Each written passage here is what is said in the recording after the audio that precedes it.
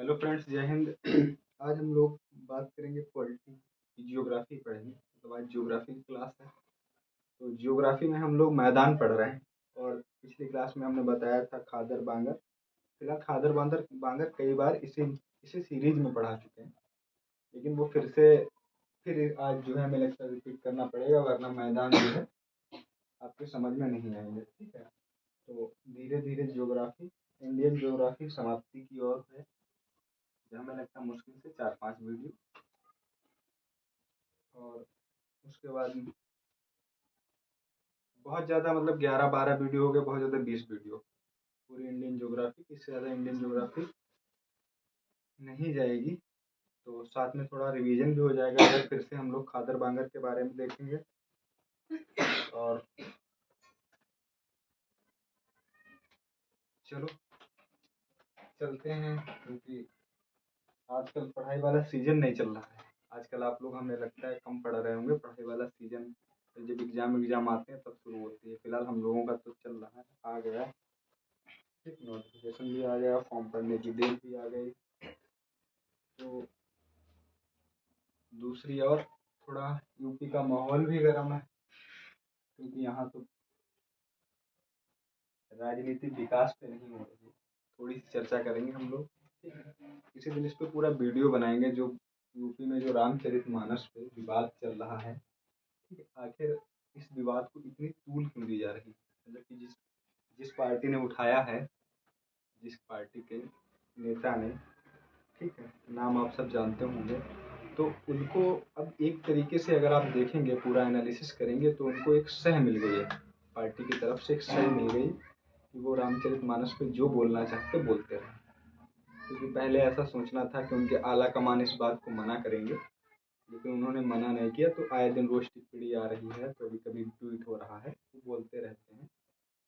और तो माहौल गर्म है, हालांकि गर्म हो गए। जब रामचरितमानस जैसे ग्रंथ थे, जो हम लोगों का आदर्श माना जाता है, जब हम लोग कहीं परेशान होते हैं, कुछ होते हैं, तो एक एग्जाम्पल देते हैं, यार भगवान राम ने इतने कष्ट सहे, तो हम क्या चीज़।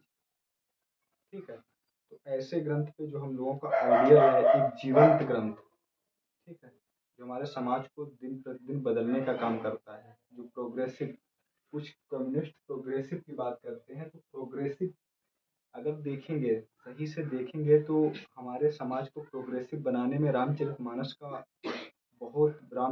की बहुत बड़ी भूमिका है। ठीक, अगर आप उसका बच्चों में सही यूज और सही देखेंगे, तो श्री रामचंद्र से अच्छा चरित्र आज तक हुआ ही नहीं कोई। ठीक है, तो इस पे विवाद चलता रहता है। और अब इस विवाद पे हम किसी दिन चर्चा करेंगे, वीडियो बनाएंगे कि इस विवाद से, जो रामचरितमानस पर जो टिप्पणी की जा रही है, आखिर ये इस विवाद से, मतलब जो जिस पार्टी ने उठाया उसको फायदा क्या है, और उसको फायदा दिख रहा है। एक तो देखो यहाँ क्या होगा कि अभी तक क्या हो रहा था, अभी तक ये था, ठीक, ये था, अभी तक ये हो रहा था, ठीक। लेकिन अब ये तो अलग है। अब यहाँ क्या हो गया, यहाँ क्या किया इन्होंने, इसमें क्या किया है, फिर इसे इसे ऐसे फाड़ दिया। ठीक, अब फट गया है। कोई माने या न माने, कोई सोचे या न सोचे, कि इसके दो भाग हो चुके हैं। इस शब्द के दो भाग हो चुके हैं आज के टाइम, जो यूपी का माहौल है। ठीक है, और इसमें क्या हो गया है, इसमें ये करने की कोशिश की जा रही है, ठीक, इसमें ये करने की कोशिश भरपूर हो रही है। ठीक, इसमें जो है भरपूर कोशिश हो गई। ठीक है, ये हो गया। अब जो है, अब ये माहौल हो गया। तो क्या हुआ है, हम लोग क्या देख रहे हैं यहाँ पे, अगर देखेंगे तो पहले राजनीति यहाँ होती थी, इस पॉइंट पे होती थी, हिंदू मुस्लिम होता था बस। ठीक, अब क्या हो गया, अब ये हो गया। अब जो है धुर विरोधी हुआ नहीं है, लेकिन बनाने की एक कोशिश है ये। ठीक, देखो, इससे नेता तो अपने फायदे के लिए कर रहे हैं, उनको किसी को इस पे कब्जा करना, किसी को इस पे कब्जा करना। जो जहाँ परसेंटेज ज्यादा देख रहा है, तो वो इधर भाग रहा है, ठीक, इधर भाग रहा है। लेकिन दरअसल है क्या कि अगर जो समाज का निचला तबका है, जो middle class, lower middle class, और जो विदाउट क्लास का इंसान है, ठीक है। शिकार वो होगा, खाई उसके बीच पटेगी, वो खुदेगी। तो खाई देखो, नेता को क्या है, वोट चाहिए, वो अपना काम कर रहा है, गैप कहाँ बना रहा है, इन दोनों के बीच, और अच्छी तरह से बन भी रहा है, ठीक है। तो इसमें जरूर किसी न किसी को फायदा दिख रहा होगा, उनके अपने राजनीतिक रिजल्ट के लिए उन्होंने ऐसा किया होगा। तो इस पे चर्चा हम लोग एक दिन पूरा कल वीडियो बनाएंगे, ठीक है, 10-15-20 मिनट का, क्या क्या होगा क्या नहीं होगा, आज क्लास देख लेते हैं, ठीक है। हम लोगों को ये भी जानना जरूरी, आखिर ये जो बोला जा रहा है, क्या ये समाज को बदलने, रामचरितमानस क्या क्या नहीं है, रामचरितमानस में क्या नहीं है, ठीक है। लेकिन वही बात है कि ये समाज, ये प्रोग्रेसिव समाज नहीं बनाया जा रहा है, ये समाज को एक एक लड़ाई में भिड़ा देंगे कि तुम ये करते रहो। विकास कहाँ है, यहाँ विकास, जो विकास है वो विकास से दूर चले जाओगे तुम लोग। और मुद्दा ऐसा है कि भाई जिसके अस्तित्व पे उठाओगे वो तो कुछ ना कुछ तो करेगा, ठीक है। तो वही बात है कि हम कल जो है इसके सारे पहलुओं पे बात करेंगे। तो आज हम लोग देखेंगे मैदान, आज हमको देखना है मैदान, मैदानों के बारे में चर्चा करनी है। तो ज्योग्राफी, एक मिनट कैमरा,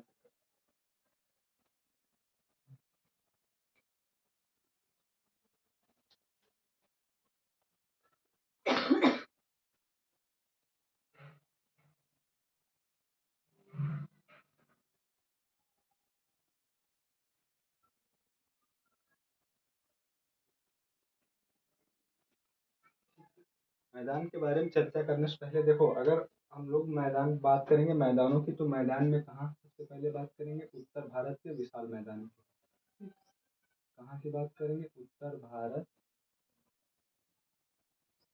के विशाल मैदान, ठीक। जो हमारे एग्जाम से, जो एग्जाम के लिए जो जरूरी मैदान है वो वही है, उत्तर भारत का विशाल मैदान, ठीक। उत्तर भारत का विशाल मैदान, ऊपर हेडिंग चाहो आप डाल लो, उत्तर भारत का विशाल मैदान, ठीक है। तो देखो, अभी पिछली बार भी समझाया था, फिर से एक बार समझ लो कि इसे समझने से पहले हमको चलना होगा हिमालय की तराई में, ठीक। हमको कहाँ चलना होगा, हिमालय की तराई में। ये हिमालय की शिवालिक श्रेणियां हैं, तो इन्हें ध्यान रखना, ये जो है हिमालय की शिवालिक शिवालिक श्रेणी है, ठीक। ये हिमालय की शिवालिक श्रेणी है, ठीक। तो यहाँ से क्या होगा, शिवालिक श्रेणी, शिवालिक श्रेणी के बाद, शिवालिक श्रेणी के बाद ये जो है इस इलाके को हम लोग क्या बोलते हैं, देखो यहाँ ये गिरिपद कहते हैं इसे, ठीक।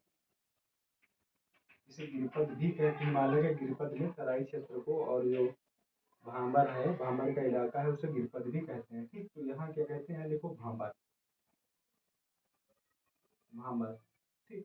यहाँ क्या है, यहाँ जो बड़े बड़े पत्थर हैं, ठीक, बड़े बड़े पत्थर, यहाँ बड़े बड़े पत्थर आते हैं, बड़े बड़े पत्थर, यहाँ से जो नदियाँ अपने साथ जो अवसाद लाती हैं, ठीक, नदियाँ जो अपने साथ अवसाद लाती हैं, तो यहाँ बड़े बड़े पत्थर, इवन पहाड़, और जो लैंड स्लाइडिंग होती है वहाँ से जो उसका अवसाद है यहाँ इकट्ठा होता है, ठीक है।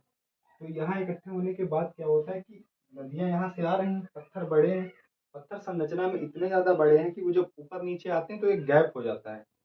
जैसे आप मान लो, जो आप पुल वगैरह देखते हैं या पुलिया वगैरह, हल्की पुलिया को ले लें और वहाँ जो पाइप पड़ते हैं, उन पाइप को आप, जैसे 4-5 पाइप नहीं, आप 50 पाइप तरा ऊपर लगा दो, ऊपर नीचे 50 पाइप लगाओगे, तो उससे क्या होगा कि पाइप के ऊपर एक तो रास्ता बन जाएगा पाइप का ही, ठीक है, और नीचे क्या होगा, एक गैप दिखेगा, इधर से उधर एक गैप दिखेगा, गैप दिखेगा। जब आप पानी को छोड़ोगे, जब आप पानी को छोड़ोगे तो क्या होगा, वो गैप से पानी निकलेगा, पानी गैप से निकलेगा।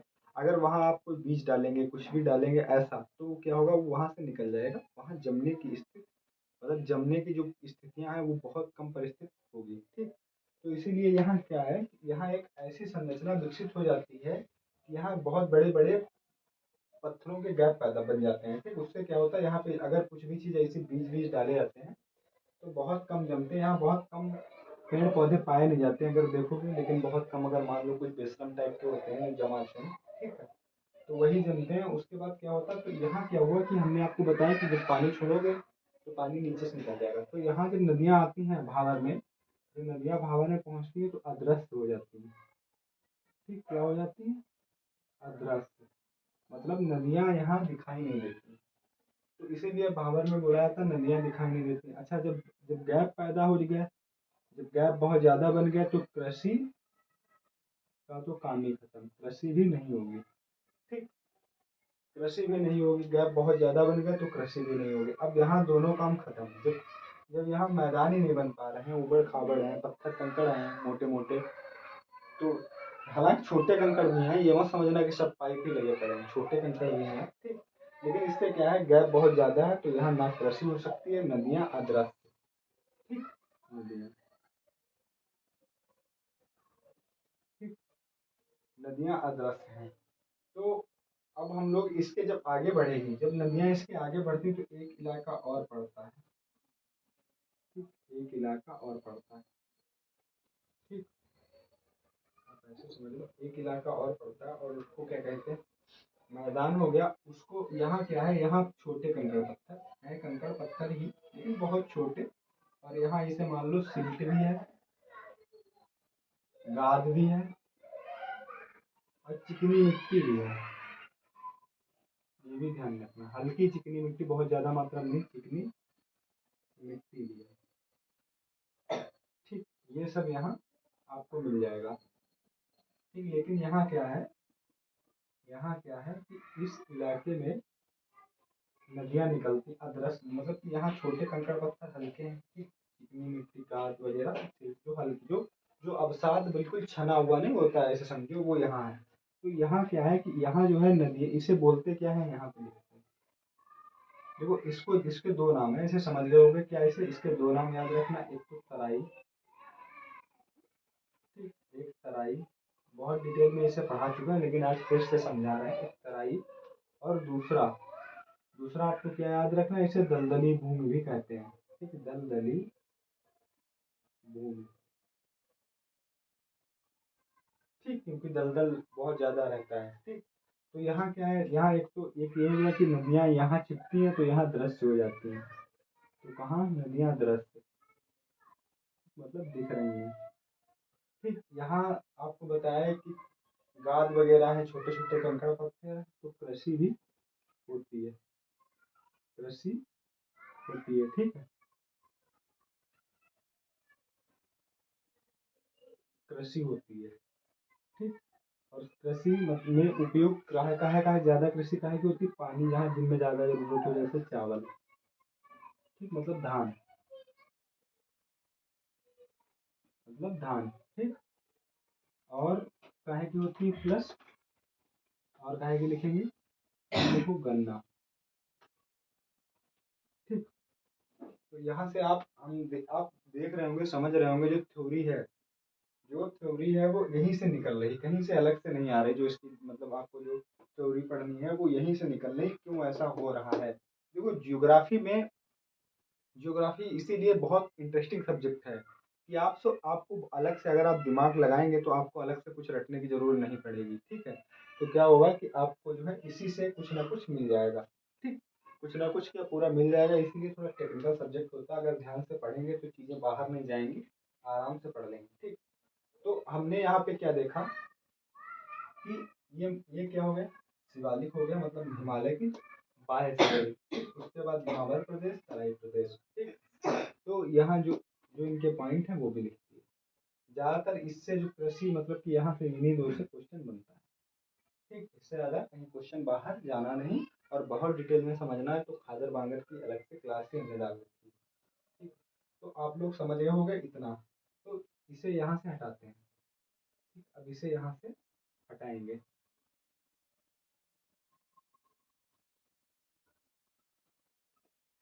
इसे यहाँ से हटाएंगे। और यहाँ पे क्या करेंगे, हम सिर्फ दो शब्द लिखेंगे। ठीक, दो शब्द सिर्फ लिखेंगे, आप उनको ध्यान रखना। देखो, यहाँ पे हम लोगों ने क्या पढ़ा है, भांबर, भांबर और तराई प्लस तराई। भांबर प्लस तराई, यह दलदली भूमि। ठीक, यहाँ पे दो चीज़ें हमने पढ़ी, इसे याद रखना है आपको, क्योंकि जो दूसरा पढ़ाने जा रहे हैं, क्योंकि आपने जब आप किताब उठाए होंगे तो उसमें आपने पढ़ा होगा सबसे ऊपर भांबर, ठीक, भांबर। उसके बाद आपने पढ़ा होगा तराई, ठीक, उसके बाद आपने पढ़ा होगा खादर, और उसके बाद आपने फिर पढ़ा होगा बांगर। बहुत कंफ्यूज वाला है, ये लोगों को अक्सर याद नहीं होते हैं, भूल जाते हैं, लेकिन आपने इस तरीके से पढ़ा होगा। तो हम यहाँ पे जो आपको एक नया तरीका बताने जा रहे हैं याद रखने का, कि इनका दो का संबंध आपस में है, ठीक, इनका दो का संबंध है आपस में, और इनका दो का संबंध है, ये आपस में दो रिश्तेदार हैं, और ये आपस में दो रिश्तेदार हैं, या तो कह सकते हो ये दो कपल आपस में है, दो इधर है, ठीक। इस तरीके से जैसे आपको सहूलियत लगे वैसे याद कर सकते हो, ठीक। इधर भाबर तराई हो गया, इधर खादर बांगर हो गया, जिस जिस ये दो आपस में है, दो आपस में है। तो यहाँ इनका संबंध तो हम देख चुके हैं कि भाबर और तराई का संबंध क्या है, ठीक।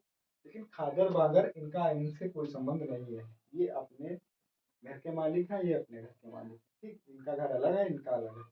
तो अब हम चलते हैं, इसे यहाँ से हटा देते हैं, यहाँ पे हो गया, ठीक। इसे चलो इस हेडिंग को फिर से डाल लेना, थोड़ा हटाएंगे क्योंकि वैसे आपको समझ में नहीं आएगा। देखो, मान लो कि ये नदी है, ये नदी हो गई, ये क्या है, ये रिवर है, ये क्या है, नदी है, ये नदी हो गई। और इसे हटा देते हैं, इधर यहाँ लिखा, ठीक। इसे यहाँ से लेते हैं, इतना इधर लेते हैं, ठीक, यहाँ तक एक मैदान हमने ले लिया नदी के किनारे किनारे, ठीक। इधर भी लेते हैं, इधर भी ले लिया, नदी के किनारे एक मैदान ले लिया, ठीक। फिर इसके बाद और लेते हैं, देखो यहाँ तक दिख रहा है, तो मार्कर ऊपर गया, दिख रहा है। चलो फिलहाल इसके ऊपर का जो मैदान है इसे थोड़ा कम कर देंगे, इसे दिक्कत ना हो। ये रहा, और एक ये मैदान ले लिया, ठीक, यहाँ एक लिया, ठीक। पूरे ग्राफ को बहुत हिसाब से समझना, बहुत काम की चीजें हैं, ठीक। इससे अगर यहाँ समझ लिया तो आपको ये सब पूरा समझ में आ जाएगा, कहीं कोई दिक्कत नहीं। तो ये नदी हो गई, ठीक।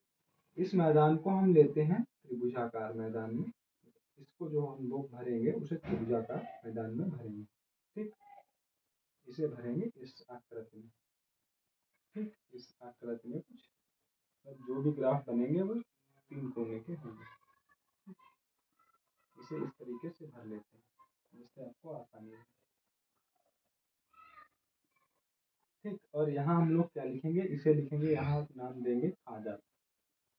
सेम यहाँ भी होगा, ठीक, सेम परिस्थिति यहाँ भी होगी, यहाँ नाम हम लोग देंगे खादर, और यहाँ भी ये भी त्रिभुज, नदी के इस पार वाले जितने सब सब त्रिभुज के ही बनेंगे, ठीक,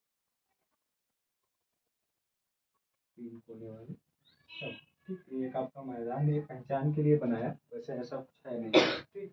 इधर वाले को हम लोग बनाएंगे 4 कोने, गोल बना लेंगे, ठीक, जल्दी बनेगा। इसे इस तरीके से बना देते हैं, और इसे हम लोग क्या नाम देंगे, इसे क्या नाम देंगे, अब एक नाम रह गया, आप लोग सोचो इसे क्या नाम दिया जाएगा, ठीक है। इसे क्या नाम देंगे बताइए बच्चों, इसे नाम देंगे, अभी हमने आप सबको बताया था, इसे नाम देंगे बांगर, ठीक। आपने सीमेंट का नाम तो सुना ही होगा, बांगर, यहाँ भी बांगर, ठीक। और यहाँ भी गोल गोल इसे भर दें, ठीक। अब आपको पहचानने में दिक्कत नहीं होगी, बांगर कौन सा, खादर कौन सा, ठीक है। तो आपको पता ही लग गया होगा कि इनका इनका घर अलग, खादर बांगर का अलग घर है, तराई और बांगर का अलग है।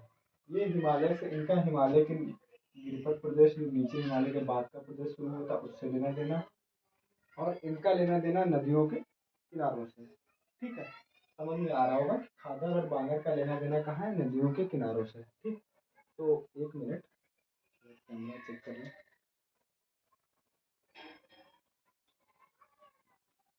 पानी में।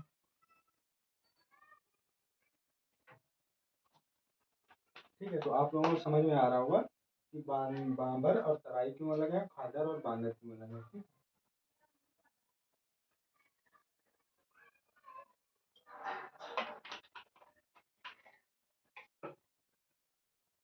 देखो यहाँ हम लोग बात करेंगे, सबसे पहले खादर को देखें। देखो ये नदी हो गई, ठीक, ये नदी हो गई। नदी कहाँ से आ रही है, हिमालय से। ऐसी बहुत सारी नदियाँ हैं। ठीक है, अगर हम लोग भारत को पढ़ेंगे, भारत को पढ़ेंगे और भारत का मैप देखेंगे, तो भारत का जब हम लोग मैप देखेंगे तो उत्तर प्रदेश कहाँ पड़ता है। ठीक है, उत्तर प्रदेश कहाँ पड़ता है।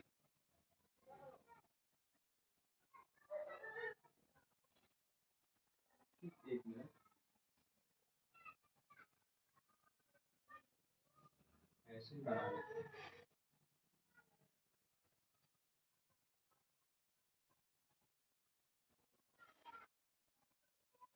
एक मिनट।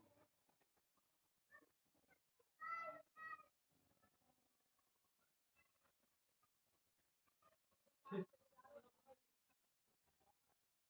देखो उत्तर प्रदेश कहाँ पड़ता है, अगर इस छोटे से मैप में देखेंगे तो यहाँ तक, तो ये उत्तराखंड वाला इलाका पूरा पूरा, इधर उत्तराखंड हो गया, उत्तराखंड हो गया इधर, और हिमाचल प्रदेश हो गया, लद्दाख हो गया, जम्मू कश्मीर हो गया। ठीक, यहाँ से मान लो ये जो है नेपाल, और इधर भी इधर ही मान लो। ठीक, कुछ इस तरीके यहाँ तक पड़ता है। तो अगर हम लोग देखेंगे तो उत्तर प्रदेश कहाँ पड़ता है, अगर देखेंगे तो एक बाउंड्री, मतलब एक देश के किनारे है, भारत के ना सेंटर में है। जैसे मान लो हरियाणा, दिल्ली या मध्य प्रदेश, या मान लो कि इधर के जो इधर कंट्री है जो यहाँ पे, वैसा इसके पास कोई सुविधा नहीं है। ठीक है, अगर यहाँ देखोगे तटीय इलाका है तो यहाँ बिजनेस अच्छा होता है। गुजरात में देख लो, बिजनेस अच्छा होता है। महाराष्ट्र है तो इधर जो है उद्योग के लिए इधर परिस्थितियाँ ज़्यादा अच्छी हैं। ठीक है, मतलब कि जो अक्सर जो बिजनेसमैन है वो आपको इस एरिया में इधर दिखेंगे। ठीक है, लेकिन यहाँ क्या है, अगर यहाँ यहाँ बिजनेस होना, यहाँ सब कुछ है, जो यहाँ है वो यहाँ है। ठीक है, यहाँ सब कुछ है, लेकिन अगर आप इसे देखेंगे और थोड़ी देर के लिए यहाँ से एक चीज़ हटा दें, इसकी उपयोगिता खत्म हो जाएगी। अगर उत्तर प्रदेश और बिहार, ठीक, उत्तर प्रदेश बिहार से अगर आप नदियों का जाल हटा दो, सही बताएं उत्तर प्रदेश बिहार बेकार जाएंगे, कोई काम के नहीं आएंगे। ठीक है, तो यहाँ जो जो अगर देखा जाए, जो यहाँ नदियाँ हैं ना, वो एक तरीके से उत्तर प्रदेश के लिए उपहार है। बहुत बड़ी बड़ी नदियाँ यहीं से निकली हैं, गंगा है, यमुना है। ठीक है, और बहुत सारी नदियों के जाल, बहुत ज़्यादा नदियाँ हैं। ठीक है, छोटी छोटी नदियाँ हिमालय से उतर के इधर ही हैं। तो इसीलिए यहाँ एक मैदान बना हुआ है। मैदान जब बना है, जब नदियाँ निकली हैं, तो मैदान का विकास अपने साथ अवसाद लाई हैं। दोआब, जिसे आप लोग जानते होंगे, दोआब, दोआब का विकास हुआ। अभी बताएंगे दोआब होता क्या है। दो नदियों के बीच की जगह को दोआब कहते हैं। तो यहाँ कृषि के लिए उपयोगी भूमि बहुत ज़्यादा है। इतनी आपको, जैसे पंजाब मान लो, पंजाब मैदान है, पंजाब में ऐसा क्यों है, अगर आप देखोगे तो वहाँ भी एक नदियों का जाल है, देखेंगे वहाँ भी बहुत सारी नदियाँ निकली हैं। तो आप, ये सतलज है, ठीक है, रावी है, वो इसीलिए पंजाब बोला जाता है। ठीक है, 5 नदियों के बीच की जगह। ठीक है, ये दोआब हो गया। तो इसीलिए पंजाब कृषि के लिए है। अगर आप नजर डालेंगे, बिहार है, यूपी है, इसके बाद आप कहाँ देखेंगे कृषि के लिए उपयुक्त, तो देखेंगे आपको जहाँ नदियाँ, नदियों का विकास अच्छा, तटीय मैदान आपको मिल जाएंगे। ठीक, तटीय मैदान मिल जाएंगे आपको। ठीक है, और आप यही मध्य प्रदेश में देख लो, अगर नदियों से दूर चले जाओ तो कृषि के लिए इतनी उपयोगी भूमि नहीं है। ठीक है, आप दक्षिण पश्चिम में जहाँ ब्रह्मपुत्र का जो मैदान है, वहीं पर अच्छी खेती होती है, कृषि होती है। तो हम लोग देखेंगे तो हमको मेन जो दिखेगा, आपको क्या दिखेगा कि मैदानों और कृषि के डेवलपमेंट में नदियों की भूमिका बहुत ज़्यादा। अगर इन्हें हटा दें तो उत्तर प्रदेश बिल्कुल पिछड़ा हो जाएगा, एकदम एकदम पीछे चले जाएगा। और यहाँ जो है फोकस जो है, क्योंकि एक तो साइड में पड़ता है। अच्छा, गुजरात ऐसी कंट्री भी नहीं है कि जहाँ से आप बहुत व्यापार, बहुत कुछ कर सकते हो, या बहुत ज़्यादा।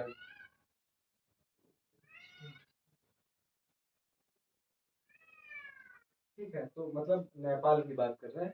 ठीक, तो नेपाल एक ऐसी कंट्री भी नहीं है जहाँ से आप बहुत ज़्यादा, बहुत कुछ पैसा पैदा कर लो किनारे से खड़े होके, मतलब व्यापार वगैरह या कुछ बहुत ज़्यादा नहीं होता। ठीक है, छोटी सी कंट्री है। उस और तटीय लोगों को तो बहुत फायदा है, कोई ना कोई, कोई ना कोई बिजनेस करते रहे। ठीक है। तो इसीलिए अगर यहाँ देखेंगे, अगर यहाँ से नदियाँ हटा देंगे तो आप समझ लो उपयोगिता खत्म, और ऐसा लगेगा कि हम लोग कहीं बहुत अलग रहते हैं, ठीक है, बहुत पिछड़े प्रदेश में रहते हैं। इससे अच्छे तो ये सेवन सिस्टर वाले लगेंगे आपको, ठीक है। लेकिन हम लोग बाउंड्री अगर देखेंगे, जो इसके 7 जिले हैं, हमारा जिला भी लखीमपुर जो है वो भी यही इसी पड़ोस में आता है इसके, ठीक है। तो यहाँ जो 7 जिले हैं आपको बताएं, पीलीभीत है, लखीमपुर है, बहराइच है, बस्ती है, और अपने महाराजगंज है, ठीक है। और 7 जिले, ऐसे 7 जिले हैं जो यहाँ पर हैं, ठीक है। तो उससे क्या होगा कि बलरामपुर है, तो वो उनका तो जीवन बिल्कुल नष्ट हो जाएगा अगर नदियाँ ना हो। क्या क्या क्या करेंगे खुद सोचो। तो इसीलिए नदियों की उपयोगिता जो है बहुत ज़्यादा है, वो यहाँ से दिखेगी आपको। थोड़ा सा टाइम गया होगा लेकिन समझेंगे। नदियाँ हैं तो मैदान है, कृषि अच्छी होती, कृषि मैदान है तो उद्योग भी अच्छे लगाए जाते हैं, अच्छी रोडें डेवलप हो रही हैं। आप देख लो, समतल भूमि है ना, तो अच्छी रोडें, अच्छे बिजनेस हो रहे हैं, अच्छा व्यापार हो रहा है, अच्छी कृषि हो रही है, अच्छा पशुपालन हो रहा है। नदियों की देन यूपी में मेन, अगर मुख्य विकास अगर मानेंगे आप, जो प्राकृतिक विकास अगर है वो नदियों की देन ही है। अगर थोड़ी देर के लिए हम कहते हैं नदियाँ हटा दो तो सब कुछ खत्म, कुछ रह ही नहीं जाएगा। तो इसीलिए जब हम आपको यहाँ पढ़ा रहे हैं तो आपको एक, अगर आप कभी मेंस लिखेंगे, कभी आगे तैयारी करेंगे तो ये सब बहुत काम आएगा, ठीक है। कभी आप बड़े एग्जाम की तैयारी करेंगे तो ये सब बहुत काम आने वाला है कि हमको किसी चीज़ की उपयोगिता, महत्व क्या है, ठीक है, क्योंकि हम कहाँ पे रहते हैं और क्यों हमारे लिए ज़रूरी है। आप देख लो कि यहाँ का जो प्रशासन है, इधर सेवन सिस्टर का प्रशासन बिगड़ा ही रहता है, आपस में लड़ते ही रहते हैं। नागालैंड के त्रिपुरा से, नागालैंड का ऐसे असम, मतलब उनका नागालैंड का असम से है, अरुणाचल से है असम का, त्रिपुरा का असम से है, मेघालय का असम से है, क्योंकि असम सेंटर में पड़ता, सबके साथ बाउंड्री शेयर करता, तो उनका लफड़ा रहता ही है, ठीक है। भारत सरकार बेचारी परेशान रहती, हालांकि बहुत सारे लफड़े उन्होंने सुलझाए हैं, कम किए हैं, बहुत बहुत कुछ कंट्रोल है, लेकिन परिस्थितियाँ बहुत ज़्यादा तब भी अच्छी नहीं हैं, ठीक है, वहाँ की। अभी आपने देखा होगा मणिपुर त्रिपुरा विवाद जब हुआ, ठीक, तो उसमें स्थानीय लोग मारे गए, पुलिस वाले लोग मारे गए, पिछले साल हुआ था। तो वहाँ वहाँ क्या होता है कि सप्लाई बंद हो जाती है, सबसे बड़ी बात तो ये है। क्योंकि ये जो यहाँ पर थोड़ा ये मैप है, इसे थोड़ा सा हटाएंगे तो ये कुछ इस तरीके से है, इस तरीके से। तो हमको सिर्फ ये गैप मिलता है यहाँ से गैप मिलता है, ठीक। जब दिल्ली में थोड़े दिन बवाल हुआ था दिल्ली में, और वो जब एनआरसी वगैरह, एनसी एनआरसी वगैरह जब एक्ट आया था, ठीक है, तो नागरिकता वाला, तो उसमें दिल्ली की एक जगह है, मुझे नाम नहीं याद आ रहा, जहाँ बहुत सारे मुस्लिम आंदोलनकारी बैठे थे अभी, ठीक है। तो वहाँ जब ये वही राइट विंग और लेफ्ट विंग की जब छिड़ी, ठीक है, राइट विंग और लेफ्ट विंग की क्योंकि चलती रहती है, और अगर राइट और लेफ्ट को बहुत ज़्यादा समझना है तो विकास सर ने खुद का एक चैनल बनाया, डॉक्टर विकास कीर्ति, वहाँ जाके आप थोड़ा विस्तार से समझ सकते हो। ये सब चीज़ें हम लोगों को जाननी चाहिए, क्योंकि हम लोग फोन्स के रील्स में ही ज़िंदगी गुजार रहे हैं। बड़ी चीज़ें जब हमको, जहाँ विस्तार, जहाँ दिमाग का विस्तार हमारा होने को होता है, जहाँ अपने देश को जानने की बात आती है, खुद को जानने की बात आती है, तो हम लोग वहाँ तक इस समय नहीं पहुँच पा रहे हैं। कारण है फ़ोन, रील्स, फ़ोन में भी रील्स, गेम, ठीक। तो इसीलिए हम कहेंगे कि अगर टाइम हो तो लेफ्ट विंग और राइट विंग को समझें। तो उन्होंने एक धमकी दी थी, ठीक है, अब उसमें किसने दी थी ये नहीं बताएंगे। उसमें मतलब कुछ अराजक तत्व थे, ऐसे समझिए, कुछ अराजक तत्व थे, उन्होंने धमकी दी थी कि हम यहाँ से आपकी सप्लाई काट देंगे, यहाँ से सप्लाई काट देंगे, ये पूरा अलग हो जाएगा, समझ गए। तो ऐसे ऐसे तत्व इंडिया में विद्यमान है, इसीलिए जब आपको पॉलिटी पढ़ाएंगे तो वहाँ भी आपको एक इंटरेस्ट पैदा करेंगे। सारी कहानी इंटरेस्ट की होनी चाहिए, क्योंकि जब पॉलिटी पढ़ाएंगे, जब ये थोड़ा पॉलिटी से कनेक्ट हो गया। अब देखिए, जैसे कि मान लो हम लोग आजकल एक में पढ़ते हैं कि भारत जो है, भारत जो क्या है कि एक राज्यों का संघ है, तो इस पे बहुत विस्तार से चर्चा करेंगे जिस दिन करेंगे। तो दरअसल देखो, जो भारत है, जो केंद्र, जब हम उसकी संघीय व्यवस्था को पढ़ते हैं, जो संघात्मक व्यवस्था को पढ़ते हैं, और उसमें कहा गया कि इसमें एकात्मक का भी छिड़काव लगाया गया है, ठीक है। तो इसमें क्या है, ये एकात्मक और संघात्मक का मिला हुआ रूप है, ठीक। इसे हम लोग इस तरीके से जानते हैं, पॉलिटी में थोड़ा सा डिस्कस करेंगे। तो उसमें क्या है, देखो हमारे यहाँ सिर्फ इतना है, हम लोग देसी भाषा में समझेंगे, जिस दिन पढ़ाएंगे ना उस दिन समझ लेना। अभी समझा रहे कि क्या है कि राज्यों का कोई अस्तित्व नहीं है, हमारे यहाँ सिर्फ प्रशासन के लिए, प्रशासन अच्छा चल चुके, अच्छा विकास हो चुके, लोगों का निर्माण अच्छा हो सके, इसलिए राज्यों का डेवलप किया गया, वरना राज्यों का कोई अस्तित्व नहीं। जहाँ पर भी आप आर्टिकल 249 पढ़ेंगे, आप आर्टिकल 252 पढ़ेंगे, 251 पढ़ेंगे, 250 पढ़ेंगे, ठीक है। जब इनको पढ़ाने की बारी आएगी तो राज्य सूची, संघ सूची कैसे राज्यों पर अतिक्रमण कर देती है, कैसे उनको अपने हाथ में ले आती है। आपातकाल की व्यवस्था एक अद्वितीय व्यवस्था है अपने देश में, तो इससे क्या होता है कि एकात्मक व्यवस्था में हम तुरंत ढल सकते हैं। अब जैसे राज्य, अभी जब यहाँ पे क्या है कि आप लोग जब पढ़ते होंगे, जब आपातकाल पढ़ते होंगे तो 2 आर्टिकल पढ़ते होंगे, एक 256 पढ़े होंगे, एक 356 पढ़े होंगे, सॉरी, और एक 365 पढ़े होंगे, ठीक है। तो उसमें क्या है कि उसमें दोनों में राज्यों पे आपातकाल की व्यवस्था की गई, ठीक है। तो एक में जो है, एक में राष्ट्रपति शासन है, ठीक, और एक में तो मान लो कि वहाँ कोई व्यवस्था बिगड़ गई है, ठीक है, कैसे भी डिटेल में पढ़ाएंगे। और दूसरे में जो 365 है, ठीक, उसमें क्या दिया गया है कि आप जो है, जो राज्यों का मतलब, एक तो हो गया कि संवैधानिक उपबंध नहीं मान रहे हो इसलिए, और दूसरा क्या है कि उसमें ये भी बोला गया है कि साथ में कि अगर आप संविधान मतलब केंद्र सरकार ने जो आपसे कहा, जो आपको नियम बताया जो संविधान के तौर पर सही है, अगर आप नहीं मान रहे तो भी आपके यहाँ राष्ट्रपति शासन लग सकता है, ठीक है, पढ़ाएंगे डिटेल में। तो इसीलिए क्या है कि भारत में राज्यों का कोई अस्तित्व नहीं है, सिर्फ अगर अगर अस्तित्व होता जो यहाँ मामले जो अंदर भावना आ गई कि यहाँ से आपकी सप्लाई काट देंगे और ये जो उत्तर पश्चिम है अलग हो जाएगा भारत से। हालांकि बिल्कुल सही बात है, क्योंकि अगर यहाँ हमारा कोई दुश्मन देश बैठा हो, बांग्लादेश की जगह पे कोई दुश्मन देश हो, तो इसमें इसकी मदद कर सकता है। जैसे आप लोग देखते होंगे कि अरुणाचल प्रदेश में हमेशा उकसाने का काम चाइना करता रहता है, ठीक है। तो यहाँ पे थोड़ा ये जो हमारा मित्र देश है, अच्छा देश है कह सकते हो बांग्लादेश, तो यहाँ पे वरना यहाँ पे ऐसा हो, लेकिन अगर ये मान लो ये बदमाश भी है, ये हमारे साथ कितना बुरा करने की सोच रहे हैं, तब भी भारत का संविधान ऐसा है, भारत की राज्य व्यवस्था जो प्रशासनिक व्यवस्था ऐसी है कि ये जो ख्वाब अगर किसी के अंदर आया तो वो ख्वाब के साथ साथ वो भी मिटेगा, ठीक है। इतना ध्यान रखना, अगर ये आया तो उसका ख्वाब तो मिटाया ही जाएगा, वो भी मिटेगा, क्यों ना पूरी पूरी वो राज्य सरकार ही हो।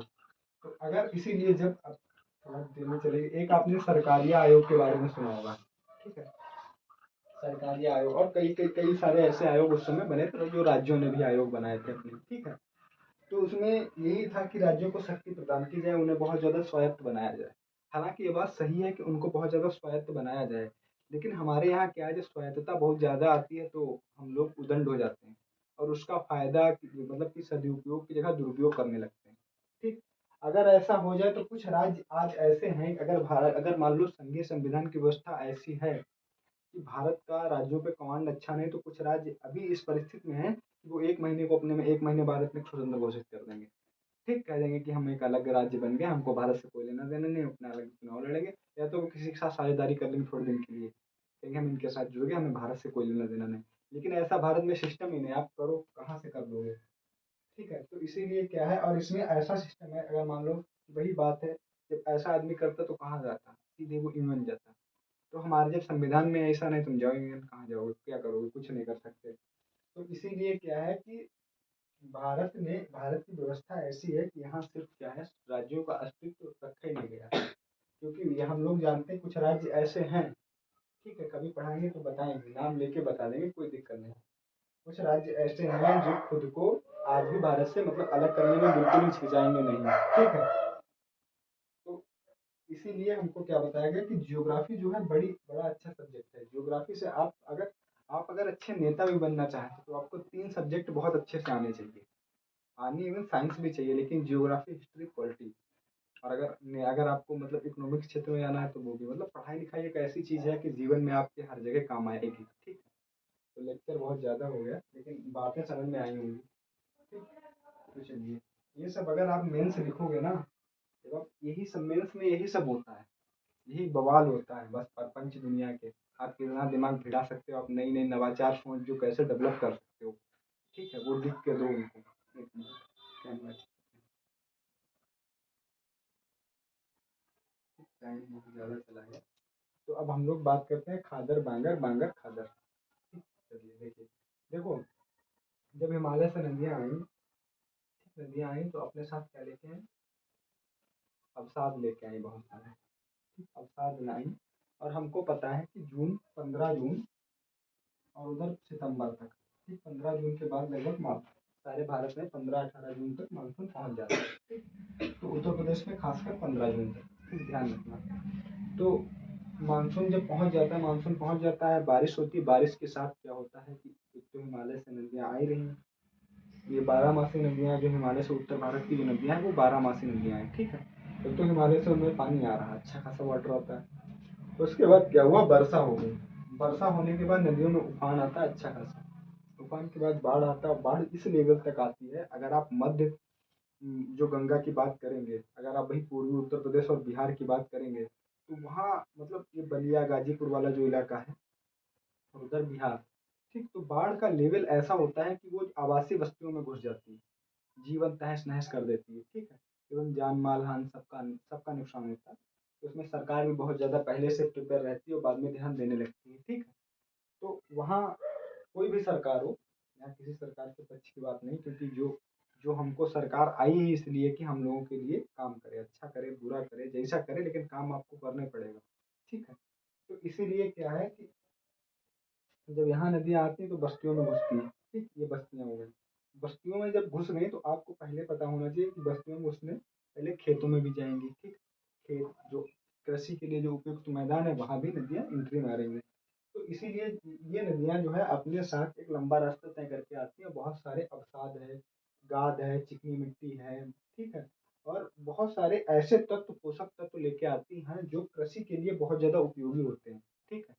तो वो यहाँ क्या करते हैं, ये जो खादर है, ठीक, ये जो खादर है, इस खादर को वो क्या करते हैं, इस खादर के लिए वो क्या करते हैं, इसको जो है, इसीलिए यहाँ नई जलोढ़ हमेशा रहती है, क्योंकि वो अपने साथ लाती हैं और यहाँ बिछा देती हैं इस पे। जलोढ़ का मतलब भी बचा चुके, जल के साथ आई नहीं, ठीक, उसे जलोढ़ कहते हैं, जो उड़ा दे, ठीक। तो इसके इसलिए क्या होगा कि इसके साथ बहुत सारी जो तत्व, पोषक तत्व आप मान लीजिए सीधे से प्राकृतिक उर्वरक भी कहते हैं, लाती हैं यहाँ बिछा देती है। इसको क्या कहते हैं, नई जलोढ़, खादर, इसको क्या कहते हैं, नई जलोढ़, ठीक, नई जलोढ़। नई जलोढ़ आई, अच्छा यहाँ क्या हुआ, तो इसलिए यहाँ क्या होगा, और यहाँ क्या होगा, क्योंकि यहाँ वाटर हमेशा आता रहता है, वाटर हमेशा आता रहता है, तो दूसरा जो इसमें क्या होगा, दूसरा इसमें क्या होगा कि दूसरा इसमें होगा कि भूमिगत जल ऊपर होगा, ठीक, भूमिगत जल जो है ऊपर होगा, ठीक, भूमिगत जल ऊपर होगा। यहाँ की अपेक्षा भूमिगत जल ऊपर होगा। अगर मान लो आप कृषि संसाधन भी डेवलप करना चाहते हो तो यहाँ बहुत अच्छा है, ठीक है।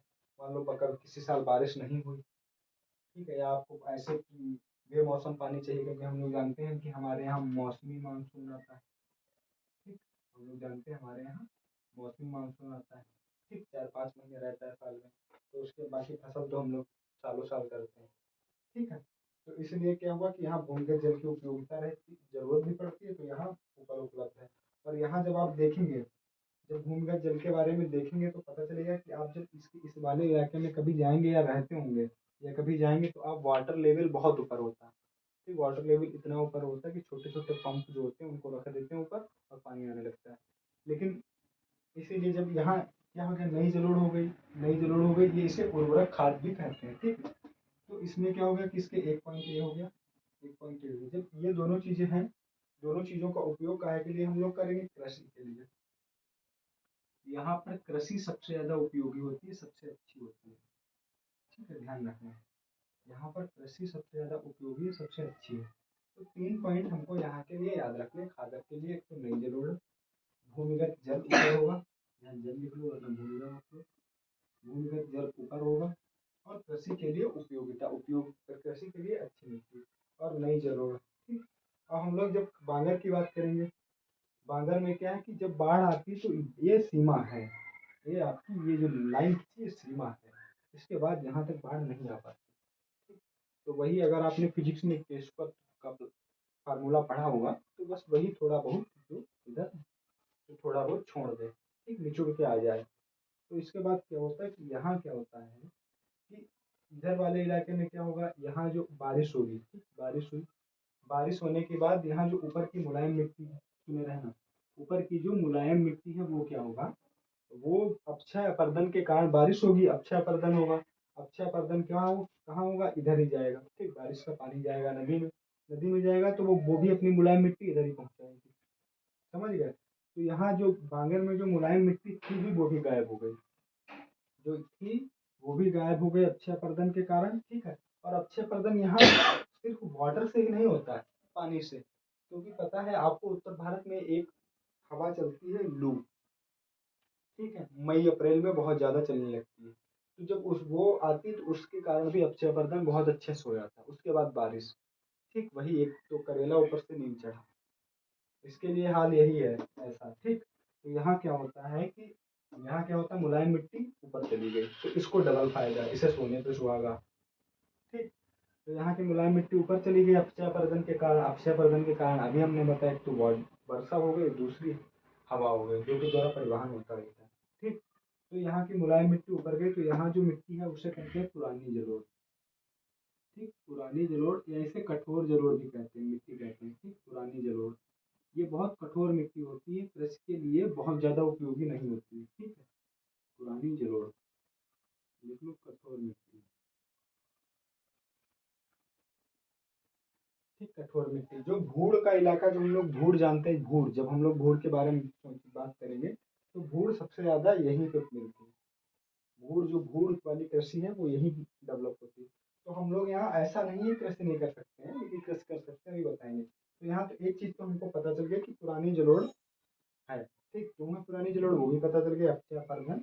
और जो एक तो बाढ़ नहीं आती है, प्राकृतिक मिट्टी पहले से आती नहीं, दूसरी जो है भी मुलायम मिट्टी वो कट कट के चली जाती है इधर ही। ठीक है, तो एक ये हो गया। दूसरी हम लोग क्या यहाँ बात करेंगे कि देखो यहाँ भूमिगत जल क्यों पाया जाता है, क्योंकि यहाँ तक आता है। ठीक, यहाँ तक पानी आता है, पानी का अवशोषण पृथ्वी यहाँ करती है। ठीक है, तो यहाँ वाटर आता है, लेकिन यहाँ ऐसा नहीं है। ठीक है, यहाँ पानी आते नहीं है, तो यहाँ स्टोर करने जो पानी, अगर भूमिगत जल स्टोर करना चाहे, वाटर लेवल ऊपर कैसे बढ़ेगा। यहाँ बढ़ता, बाढ़ बाढ़ आ गई एक बार अच्छी खासी तो वाटर लेवल ऊपर आ जाता है। हर साल उनका होता रहता है यही कि बाढ़ आई कि वो अपना पूरा कर लेती है। ठीक, तो यहाँ क्या, यहाँ ऐसी कोई सुविधा नहीं है। यहाँ जो जल है वही निकाल रहे हैं हम लोग, जो भूमिगत जल है वही निकाला जा रहा है बार बार वही, क्योंकि कृषि तो यहाँ भी करते हैं। कृषि प्रचलन में हो गई है, अगर कहीं खेत खाली पड़ा तो हम लोग कृषि तो करेंगे करेंगे, ये एक हो गया, स्वाभाविक हो गया ये। तो कृषि बहुत अच्छी नहीं होती है, बहुत ज़्यादा पैदावार नहीं है, लेकिन कृषि यहाँ होती है। तो क्योंकि हम लोगों ने आजकल कृत्रिम साधन, कृत्रिम मतलब मानव निर्मित हमने साधन पैदा कर लिए हैं। ठीक, सिंचाई वगैरह के, और आजकल ये भी नहीं, कठोर मिट्टी है तो हल की भी जरूरत नहीं है, ट्रैक्टर हैं। ठीक, मशीनरी सारी उपलब्ध है। तो इसीलिए क्या होगा कि यहाँ पर भूमिगत जल जो है नीचे मिलेगा। ठीक, यहाँ पर जो भूमिगत जल है, भूमिगत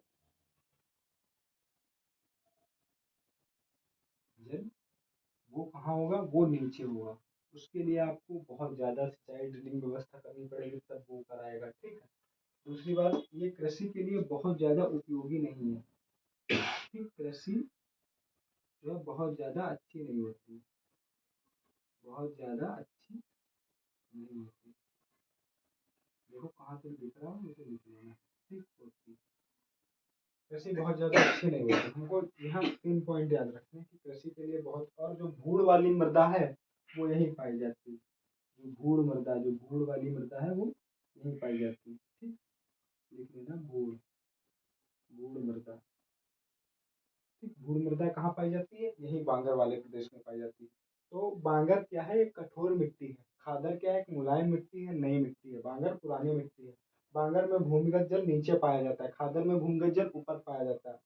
बांगर में क्या है, बांगर में कृषि के लिए बहुत ज्यादा उपयोगी नहीं है, हालांकि कृषि होती है, ठीक है, लेकिन बहुत ज्यादा उपयोगी नहीं। लेकिन खादर में कृषि के लिए बहुत उपयोगी क्षेत्र है, ये वाला कृषि के लिए बहुत उपयोगी क्षेत्र है। अगर यहाँ किसी किसी का खेत वेत है तो वो अच्छे से कृषि करता है, बेहतर।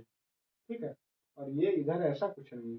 तो हमको यहाँ पे मोटा मोटा दिख गया होगा कि बांगर और खादर की उपयोगिता क्या है, और बांगर और खादर किस तरीके से जुड़े हुए हैं। ठीक, तो हम ये स्क्रीनशॉट में मिटाएं, फिलहाल कुछ है ही नहीं लिखने को उसमें। चार, अगर आपको ये बहुत डिटेल में पढ़ना है तो हम बता रहे हैं, क्लास पीछे पढ़िए, चले जाना, पढ़ लेना। ठीक।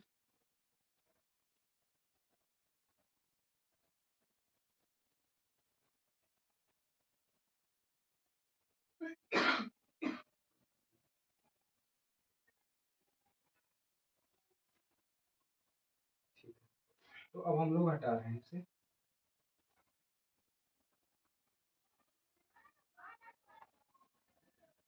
सारा टाइम तो इसी में लगेगा।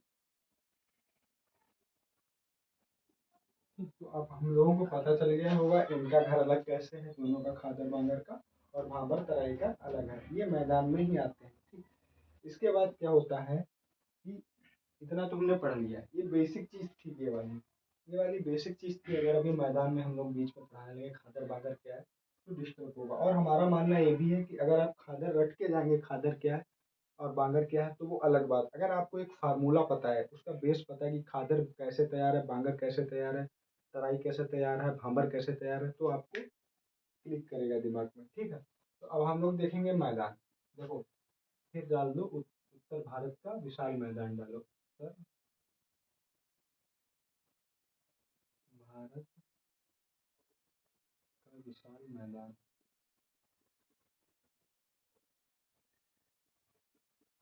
ठीक, उत्तर भारत का विशाल मैदान। ठीक, तो पहले हम लोग देखेंगे कि देखो भारत के उत्तरी विशाल मैदान को 4 भागों में बांटा गया है। ठीक, ठीक, इसके कितने भाग हैं? 4 भाग हैं। कितने भाग हैं इसके? 4 भाग। 4 भाग हैं। ठीक, कौन कौन से? तो पहले, सबसे पहले हम लोग सबसे ऊपर से लिखेंगे। लिखो नंबर 1 पे लिखो पंजाब का मैदान। ठीक, पंजाब का मैदान। ठीक, क्या लिखना है आपको? पंजाब का मैदान लिखना है। ठीक, उसके बाद लिखो गंगा का विशाल मैदान। ठीक, नंबर 2 पे आपको क्या लिखना है? गंगा का विशाल मैदान। ठीक, प्रमुख मैदान जो उत्तर प्रदेश और बिहार को जो है जो महत्वपूर्ण बनाता है। ठीक है, गंगा का विशाल मैदान। आज जो भारत में उत्तर प्रदेश बिहार में इतनी घनी आबादी है, तो उसके चलते जो राजनीतिक लाभ मिलता है हमको। ठीक है, भारत में ये आबादी के कारण ही राजनीतिक लाभ मिलता है। ठीक है, जो बड़े बड़े लोग हमारी तरफ देखते हैं, उत्तर जब इलेक्शन जीतने होते हैं, खासकर जब कहीं का इलेक्शन हो, लोकसभा हो, राज्यसभा हो, कोई इलेक्शन हो, तो सबसे पहले हमारी तरफ मुंह उठा के देखते हैं। और आप ध्यान रखना, 2026 तक जो अभी सीटें हैं वो 2026 तक यूं ही रहेंगी। 2026 के बाद सीटें बढ़ेंगी और वो जनगणना के आधार पर बढ़ाई जाती है, मतलब जनगणना जनसंख्या के आधार पर। तो सबसे ज्यादा जब सीटें बढ़ेंगी कि तो उत्तर प्रदेश बिहार की बढ़ेंगी। हो सकता है कि सीटें इतनी ज्यादा बढ़े कि आज मान लो उत्तर प्रदेश में लोकसभा की सीटें 80 हैं। ठीक, हो सकता है ये 100 के पार निकल जाए या 100 कर दी जाए, कोई बड़ी बात नहीं है। ठीक, इतना मतलब नॉर्मल है, इतना तो होगा ही होगा। ठीक है, तो उपयोगिता, राजनीतिक उपयोगिता जो है उत्तर प्रदेश बिहार की भविष्य में और बढ़ने वाली है, जो हम लोगों ने जनसंख्या बढ़ा बढ़ा के कमा ली है। ठीक है, दूसरी बात, अगर उसका पूरा, हमने फिर आपसे कहा कि अगर नदियां हटा दी जाए तो सब कुछ बेकार, तो भाग जाओगे तुम लोग, उत्तर प्रदेश बिहार में रहोगे नहीं, महाराष्ट्र तमिलनाडु वगैरह चले जाओगे, काम करोगे, खाओगे पियोगे, वहीं रहोगे। पलायन होगा, जब जब यहाँ नहीं रहने की व्यवस्था होगी तो पलायन तो होगा। जब पलायन होगा जनसंख्या घटेगी। ठीक है, तो वही बात है। तो गंगा का विशाल मैदान। तीसरा हमको क्या लिखना है? ठीक, राजस्थान का मैदान भी लिखेंगे, इसे भी अलग से पढ़ते हैं। ठीक, राजस्थान का मैदान। राजस्थान का मैदान। ठीक है, राजस्थान के मैदान के बाद हम लोग चलते हैं चौथा। चौथा हम लोग लिखेंगे ब्रह्मपुत्र का मैदान। ठीक, ब्रह्मपुत्र का मैदान। ठीक, अब यहाँ 2 मैदान नदियों के नाम पे जाने जाते हैं। दोनों कहाँ हैं? दोनों बहुत ज्यादा उत्तर प्रदेश दिशा बिहार में फैले हुए, उत्तर प्रदेश बिहार पश्चिम बंगाल। हम लोग पश्चिम बंगाल को छोड़ देते हैं, लेकिन यहाँ पश्चिम बंगाल भी, यहाँ क्या है, इनका भी वही हाल है। ठीक, इनका ब्रह्मपुत्र का 2 नदियों के नाम पर है। ठीक है, तो हम लोग एक एक को देखेंगे बारी बारी से। पहले आप इतना स्क्रीनशॉट लें, उतार लें, ऊपर हेडिंग डालनी है। मैदान भारत, उत्तर भारत के विशाल मैदान को 4 भागों में बांटा गया। पंजाब का मैदान, गंगा का विशाल मैदान, राजस्थान का मैदान, ब्रह्मपुत्र का मैदान। ठीक है, उसके बाद हम एक एक को भाई उसकी जो है उपयोगिता, उसकी खूबियाँ, जो भी उसके लाभ हैं सब पढ़ेंगे। पहले आप इतना स्क्रीनशॉट लें, नोट डाउन करें।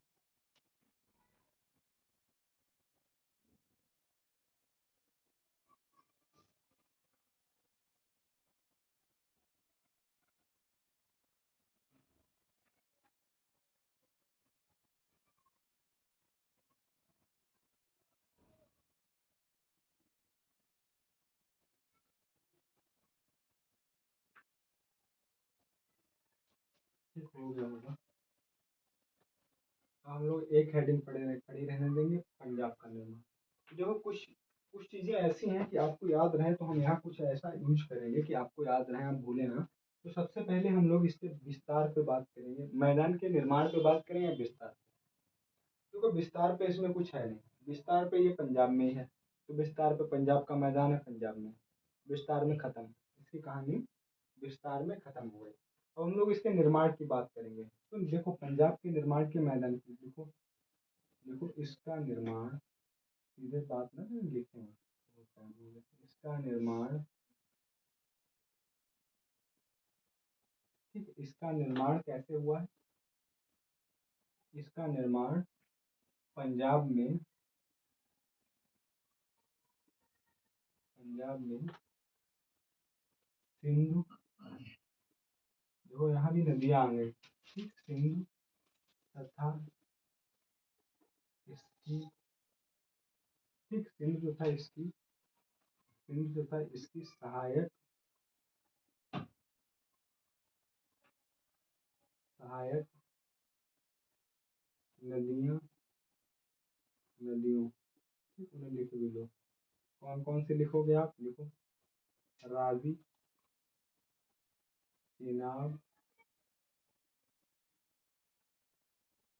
ठीक, रावी, चेनाब, ब्यास, झेलम, सतलज, सत, सत, सतलज, ठीक, और यहाँ के द्वारा हुआ, ठीक। तो क्या है इसका निर्माण? देखो नदियों के द्वारा हुआ, वो 5 नदियां आपको लिखनी है, कोई लिख देना, ठीक है, वैसे आएगा नहीं कि आपको सिर्फ याद रखने के लिए, यहाँ पे इसकी कोई ऐसी उपयोगिता नहीं है, ठीक है।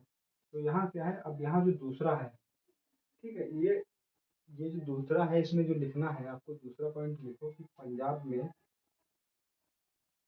देखो यहाँ पंजाब में मतलब यहाँ, ठीक, यहाँ बारी, ठीक, इन नामों को बहुत अच्छे से याद रखना, बहुत ज़्यादा पूछे जाते हैं, ठीक है, बारी, ठीक, और बहुत अच्छे से याद रखना, फिर बता रहे हैं, सबसे ज़्यादा इम्पोर्टेंट पॉइंट इसका यही है, बारी और बिस्त, ठीक, बारी और बिस्त नामक दोआब पाए जाते हैं, दोआब पाए जाते हैं,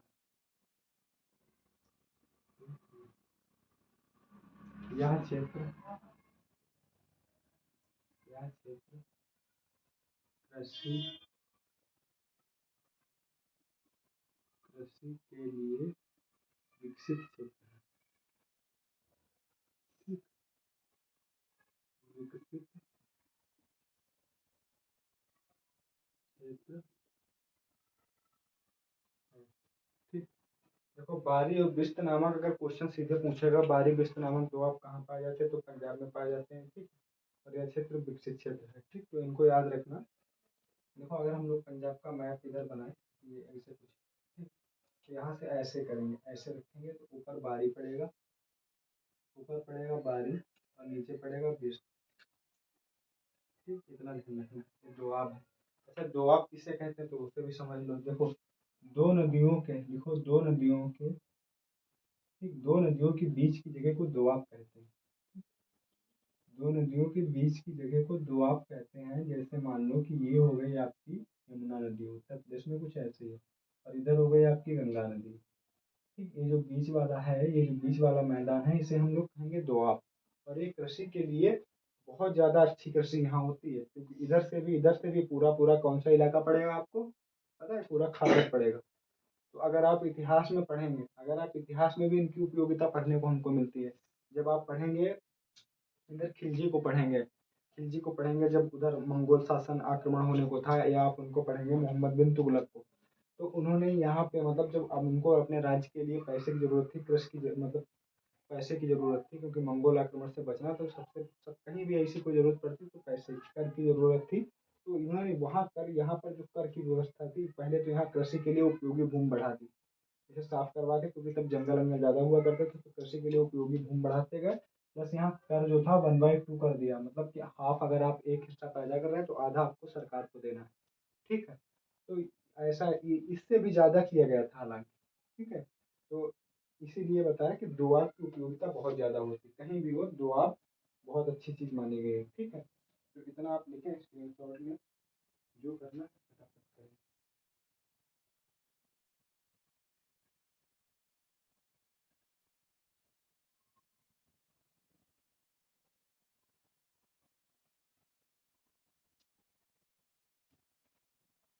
ठीक है, देखो पंजाब में जो अनुर्वरक भूमि है, जो अनुर्वरक भूमि है, जो बिना पैदावार की भूमि है, उसे वेटलैंड कहते हैं। ठीक है, यहाँ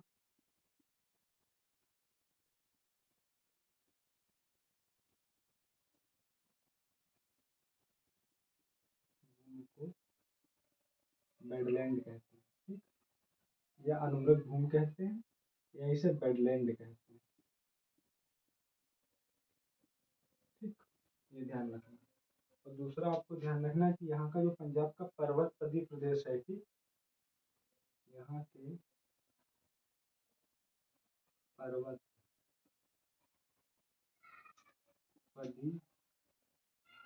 प्रदेश में नदियों के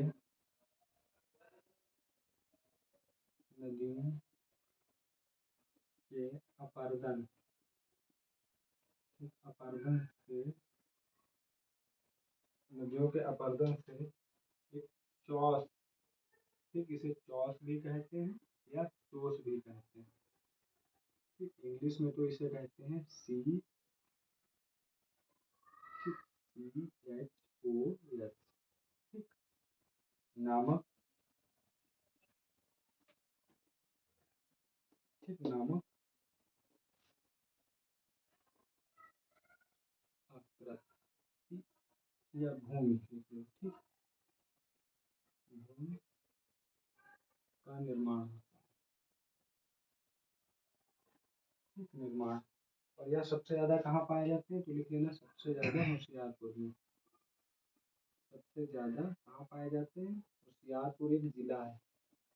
ठीक, होशियारपुर पंजाब का एक जिला है, सबसे ज़्यादा ये होशियारपुर में पाए जाते हैं। ठीक है, तो इसका इसके बाद पंजाब में अब इसमें कुछ नहीं रह गया। ठीक है, इसके अलावा इसमें कुछ नहीं रहा। एक भूमि बन जाती है, पर्वत नदियों के अपर्दन के द्वारा चास या चोस नामक भूमि बनती है। ठीक, सबसे ज़्यादा कहाँ पाए जाते हैं, होशियारपुर में पाए जाते हैं। दोआब का मतलब आपको डिटेल में बता चुका है। पंजाब में इसके अलावा कुछ नहीं। इसमें 2 पॉइंट याद रखना है, एक तो ये हो गया चौस और चोस वाला जो पूरा मामला, ठीक, होशियारपुर जिले में।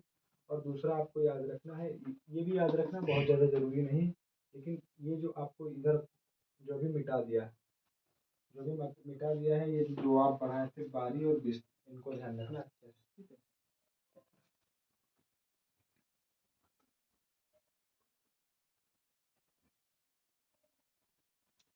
ठीक है, चलो। देखो अब हम लोग इसे हटा के देखेंगे गंगा के मैदान को। चलो, ठीक है, अब हम लोग देखेंगे गंगा के मैदान को। तो ऊपर डाल लो गंगा का मैदान। ठीक, गंगा का मैदान। ठीक, देखो गंगा के मैदान को पहले भागा बांटा गया 3 भागों में। ठीक, एक तो उत्तरी गंगा का मैदान, उत्तरी गंगा का मैदान। ठीक, एक उत्तरी गंगा का मैदान हो गया। ठीक, एक हो गया मध्य गंगा का मैदान, मध्य गंगा का मैदान। ठीक, और एक हो गया निम्न गंगा का मैदान, निम्न गंगा निम्न गंगा का मैदान। देखो जो उत्तरी गंगा का मैदान है, इसे इसे इसे हटा देंगे पहले, इसे दो में ले जाएंगे। ठीक, इसे ले जाएंगे दो भागों में, इसे बांटा गया। इधर लिखेंगे, एक को लिखेंगे रुहेलखंड का मैदान। रुहेलखंड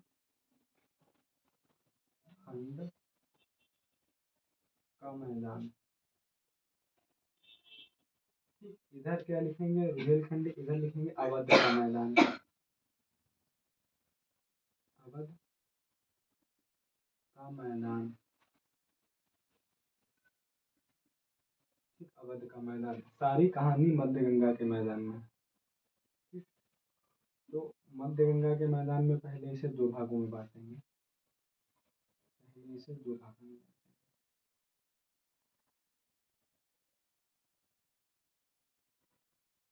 ठीक है,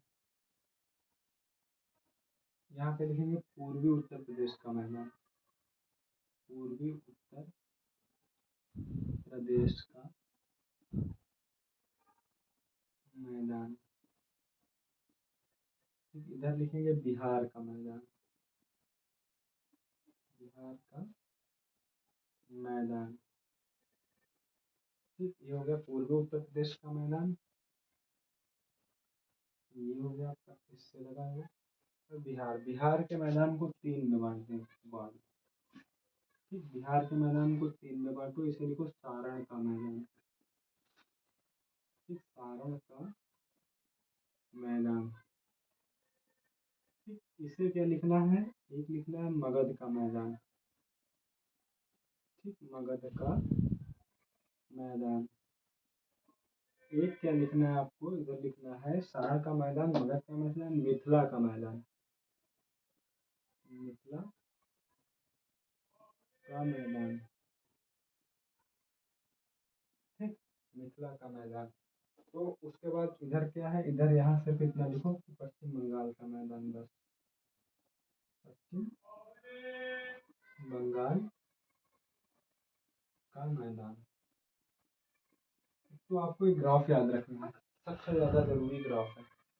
ठीक है, रुहेलखंड का मैदान, अवध का मैदान। देखो यहाँ गंगा का मैदान, इसके तीन भाग, इसके तीन भाग किए हमने। तीन भाग में हमने नहीं किए, किया गया ऐसा। फिर उत्तरी भारत का